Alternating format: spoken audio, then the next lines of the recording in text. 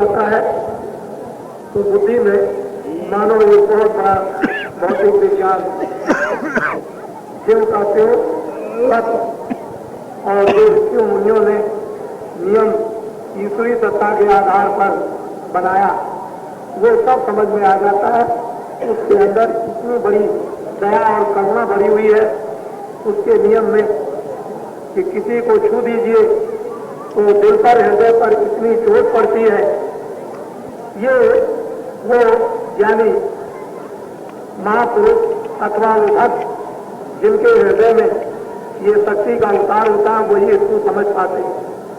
तो हम लोग इस समय पर अपनी इंद्रियों के नियंत्रण में काम क्रोध विधियों के मुड़ने में जरा सा भी कहीं किसी भी स्थान पर कोई ऐसा आधार नहीं पाते हैं जिस प्रकार की हमको शिक्षा मिले समाज में, परिवार में, देश में या किसी ऐसे स्थान पर और जहाँ पर सत्य का निराकरण 24 घंटे हो। अगर ये शिक्षाएं भारत में चारों तरफ फैल जाए तो मनुष्य जो है हीरा सोना और ऐसा अमूलक बन जाए कि इसकी महिमा कहने योग नहीं है। ये वही इंसान आदमी है जिस इंसान और आदमी में मोहम्मद आए, आज उनकी पूजा है। जिस इंसान और आदमी में कृष्ण भगवान आए उनकी पूजा है। जिसमें राम आए उनकी पूजा, मीरा और कबीर आए उनकी पूजा, वेद और साधु आए उनकी पूजा। समय समय पर सतयुग त्रेता द्वापर में ये वही मानो अमूलक दिया हुआ उन्होंने उसमें रहकर के काम किया, हम लोगों ने उस काम नहीं किया। तो अब कुछ त्याग अपने अपने घरों में रहकर ईमानदारी, जो भी काम करते हो उसमें ईमानदारी, मेहनत, उस मेहनत की हक और हलाल खून पसीने की कमाई पर यदि हमारा ध्यान रहेगा तो हमारी संतान हम बहुत अच्छे और नेक, सदाचारी, सत्यवादी और त्यागी बनेंगे, धर्मात्मा और योग आत्मा भी हो जाएंगे। और उस योग आत्मा होने पर ही परमात्मा का दर्शन होता है। लेकिन हम कमाई खून पसीने हक हलाल की नहीं करेंगे तो हमारी इंद्रियां दूषित हो जाएंगी, बुद्धि दिल दिमाग खराब हो जाएगा, फिर इच्छाएं जाग जाएंगी, तमन्नाएं उठ खड़ी होंगी और संसार के भोगों में हम लिप्त हो जाएंगे। फिर हमारे पास में क्या रह जाएगा? सोना चांदी हीरे जवाहरात यदि किसी के पास है और चरित्र नहीं है तो उसके पास कुछ नहीं। चरित्र नाम की एक बहुत बड़ी चीज मनुष्यों में, इंसानों में छुपी हुई है और वो जो फकीर और महात्माओं ने दी तो क्या चीज उन्होंने प्राप्त कर दी।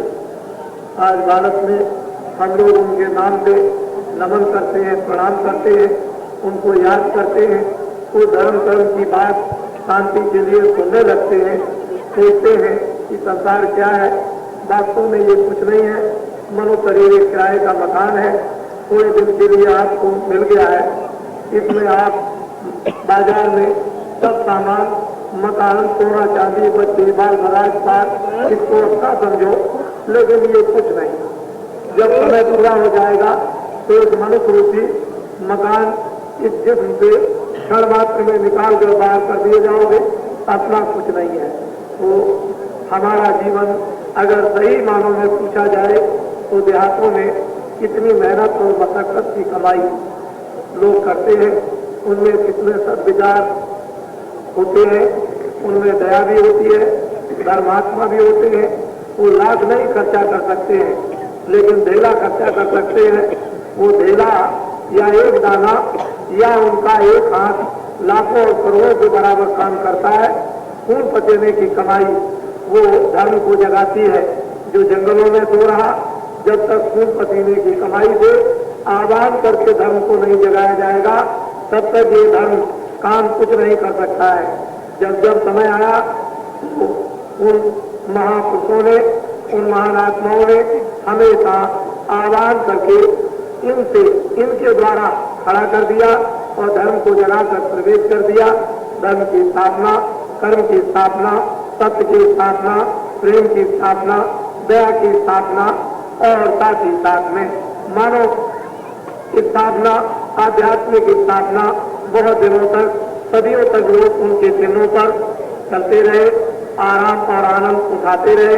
तो जब कभी नए नए मनुष्य इंसान पैदा हुए, फिर रास्ता भूल गए, जब खराब समय आ गया, मनुष्य बर्बाद हो गए, इंसान खराब हो गए, बद हो गए, बुरे काम करने लगे, कुकर्म करने लगे, कोई फिर आ गया और फिर उसने समय के अनुकूल एक आवाज लगाई, लोगों को रास्ता दिखाया और प्रेम दिया और सत्य बताया, अंदर में जीवात्मा को और उस शक्ति को जगाया जिसके साथ जीवात्मा को जोड़ा।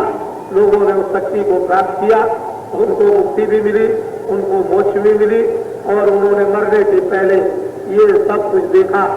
इसलिए हम आप सभी लोगों से अनुरोध और प्रार्थना करते हैं कि कुछ बाहर की बातों को थोड़ा समझने की कोशिश करें। शराब मत, साड़ी मत पिए, मांस मछली अंडा मत खाएं, ये सब दूषित चीजें, शरीर को बर्बाद, बुद्धि को भ्रष्ट, मन को चलायमान, इंद्रियां चलायमान, आंख खराब हो जाएगी, कान खराब हो जाएंगे, जिब्या खराब हो जाएगी, आपका रोम रोम और जर्रा जर्रा आपका गंदा और दूषित हो जाएगा।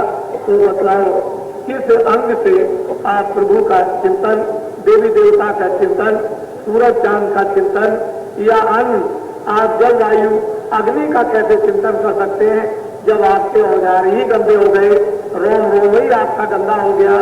तो आप इन दूषित वस्तुओं का आहार करना आप त्याग दें, शुद्ध सात्विक आहार, जिससे कि बीमारी भी जाए। ये जो भारत में बीमारियां फैली वो यही कारण है कि 30 वर्षों के पहले न इतने अस्पताल, न इतने डॉक्टर